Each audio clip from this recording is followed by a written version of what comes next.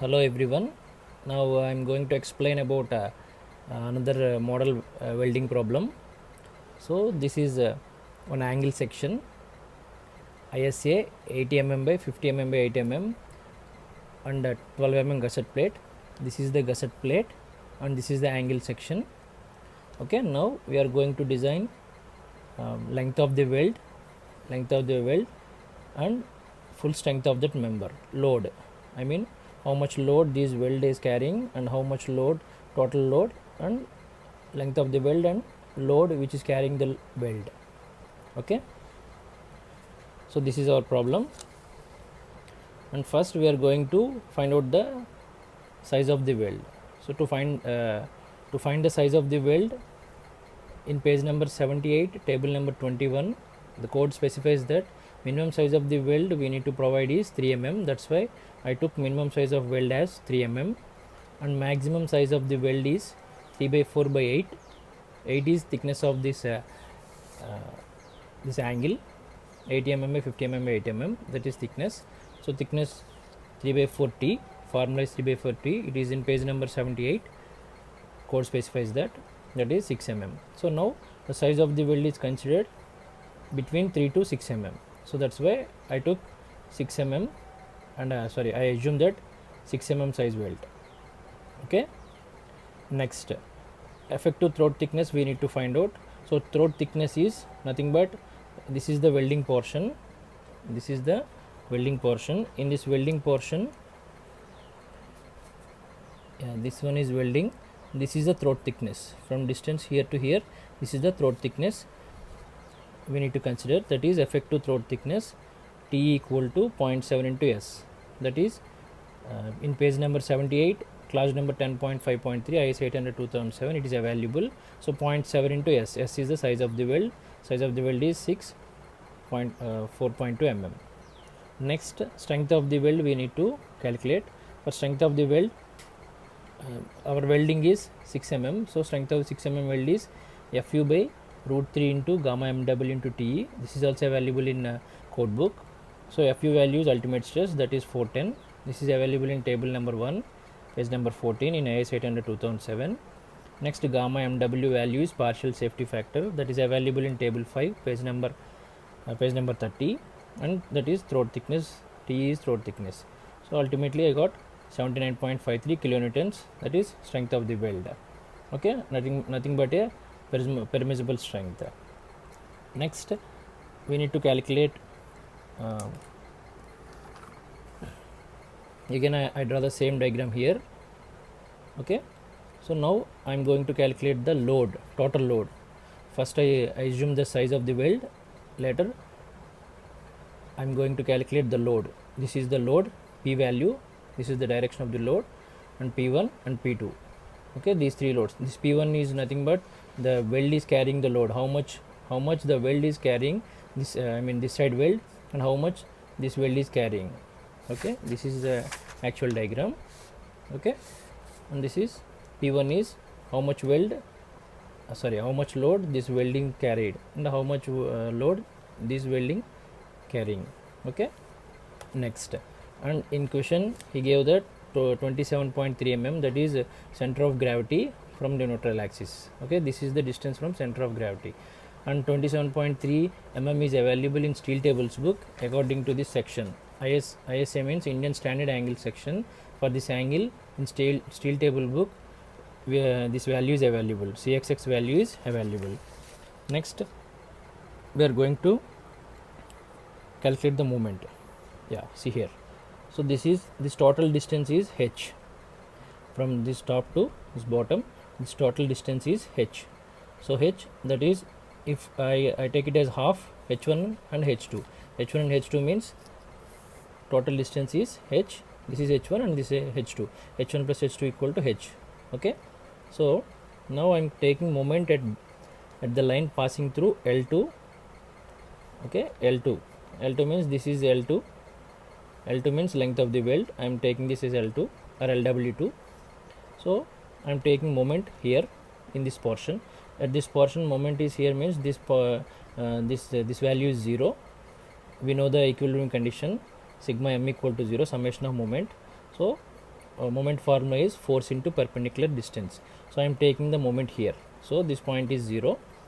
Now moment is force into perpendicular distance. This is force and this is perpendicular distance because our moment is here. Okay, now I am taking the moment here. I mean here means this welding portion. Okay, so this is 0 and force into perpendicular distance is our moment formula. So force is this side P1 and perpendicular distance is this side H. So P1 into H because our moment is here. Okay, H is nothing but this distance. This is side view and this is another view. Okay, so force into perpendicular distance. So P1 into H minus this P into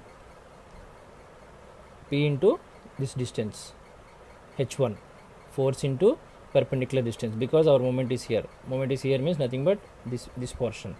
Okay, so P1 into total distance H because our moment is here, and this P minus H1, sorry, P into H1 minus P into H1, force into perpendicular distance. Perpendicular distance means from this point to this point, that is H1 equal to 0.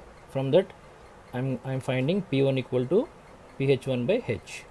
Okay, next taking moment about line passing through L1. So this is L1 and this is L2. I'm taking moment now here. This is L1. L1 is P2, same P2 into perpendicular distance. This is force. Now the moment is here and this one is 0. Sorry, I'm taking moment from here. So this one is 0. P2 into perpendicular distance. P2 into H, force into perpendicular distance is moment. So P2 into H. Next minus P into H2, that equal to 0. The P2 equal to P into H2 by H. Okay, by using these formulas we are going to calculate the P1 and P2 values. So P2 is P into H2 by H. So P values already we calculated, that is 79.53. Previously we calculated the P2 value, that is P value, that is this center value, load, overall load is 79.53 previously we calculated, and P2 79.53, that is P value, and H2 is this one, is this portion is H2 means this total distance minus this one. So this total distance is 80. In diagram he mentioned that this total distance is 80. Okay, 80 minus we need H2 value. So from this total distance I am subtracting this 27.3. So that is H2, and H is total height, that is 80. I got 52.39 kilonewtons. Next P1, same like that. So P1 formula is P into H1 by H. So P into H1 already we know that 27.3, that is given in question, that is center of gravity of the value. 27.3 is H1. Okay, so H1, so P value we know that P into H1 by H, 27.3 by 80. I got 27.13.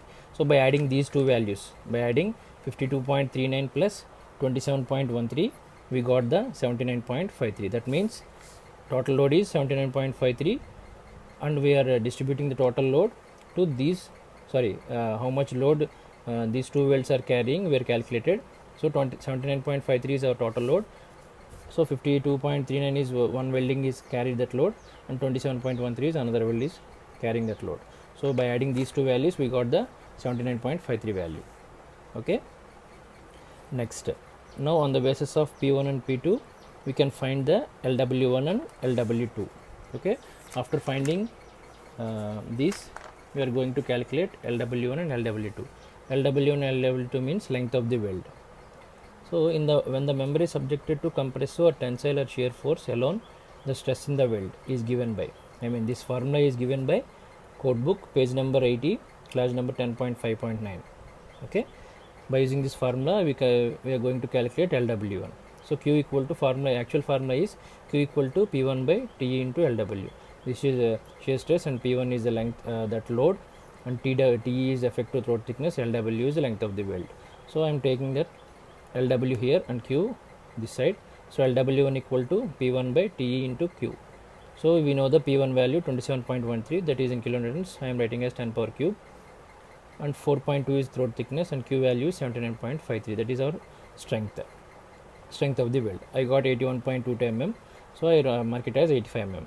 Next, LW2, that is P2 by T into Q. Similarly I wrote the formula.